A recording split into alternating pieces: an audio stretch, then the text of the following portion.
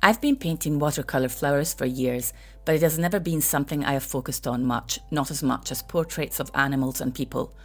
I've had some happy accidents along the way where the outcome wasn't too bad, but to this day I still find I haven't made much progress when it comes to painting botanical elements in watercolour.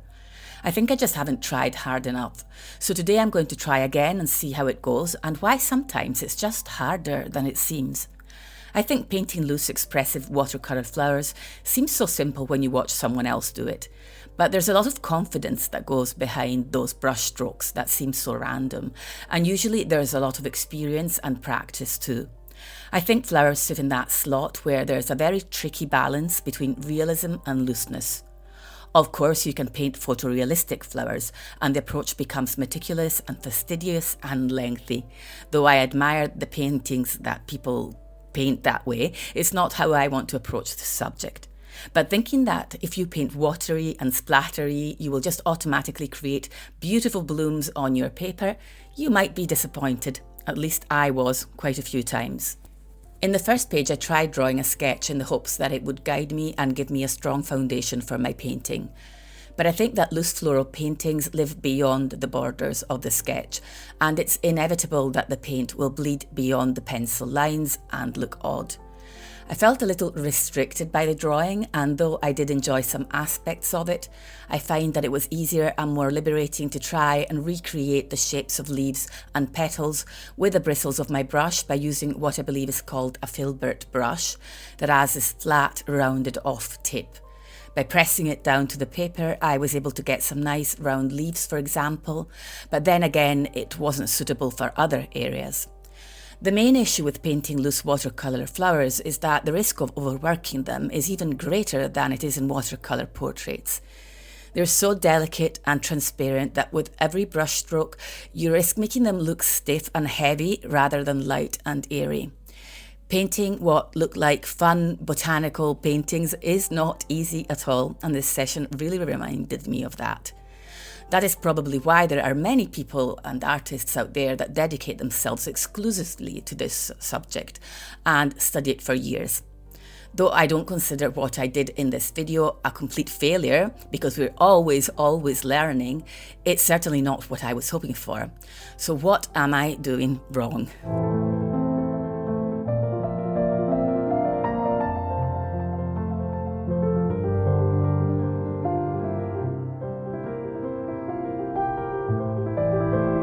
The first thing I am doing wrong is lack of practice. As with everything, but especially with botanical elements, they look deceivingly easy to recreate, and we don't get enough practice a lot of the time. I like adding them to my portraits, so I very often hint at them in my work. Yes, hint, because I feel I can't push myself further. This subject deserves as much practice, if not more, than portraits. It's an area where less is more and where the brush plays a vital role. That is why there are specific sets of botanical watercolour brushes. Long, fine bristled ones for stems and sprigs, rounded off ones whose bristles are cut off at an angle, and the list goes on. The brush is the tool you need to learn to use with true confidence and acceptance of mistakes and accidental blobs. There is a fine line between control and letting go, and above all knowing when to stop. It's much better to call the painting done even when it looks too transparent and hazy than when you've gone in with the thicker paint or that extra layer that pushes it into the realm of the rigid plastic looking flower. You have to keep your touch light and confident at the same time, so practicing the gesture of the brushstroke is step one to creating beautiful watercolour florals.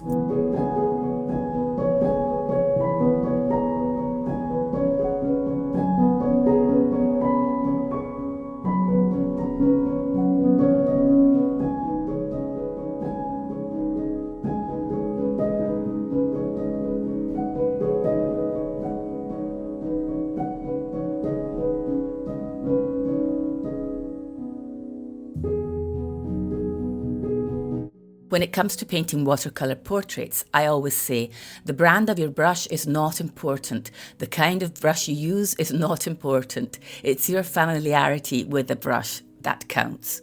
You have to make friends with it. But in botanical painting, the tool matters more, not only how well you know it, but how creative you get with what you use. I used a letter opener to pull out some stems, and they end up looking more natural than the trembling line you'll try to paint with a long bristled brush when you still don't have enough practice under your belt. Or you can use the back of the handle of your brush as well.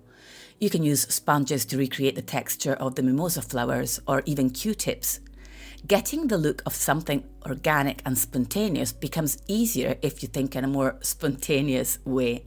Not to mention it makes things more fun.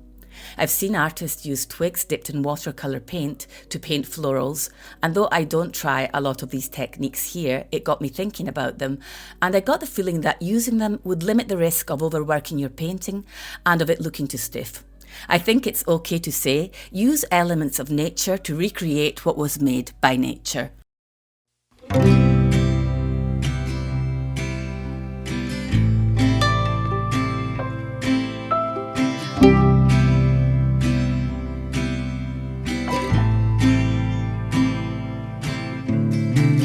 The fall is coming, I can feel it.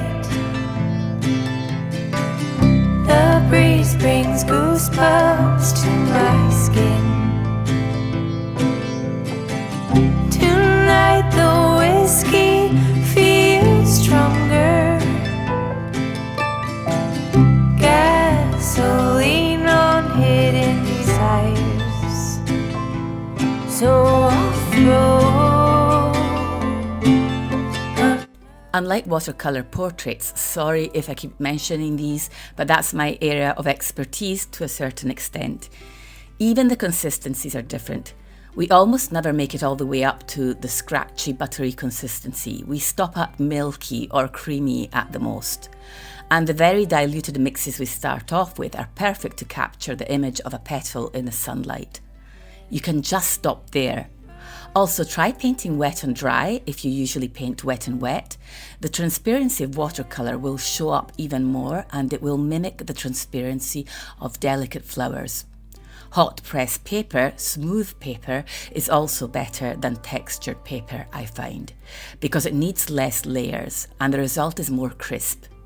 Try to avoid pastels or paints with white in them till the very final layers, because they will easily create opacity.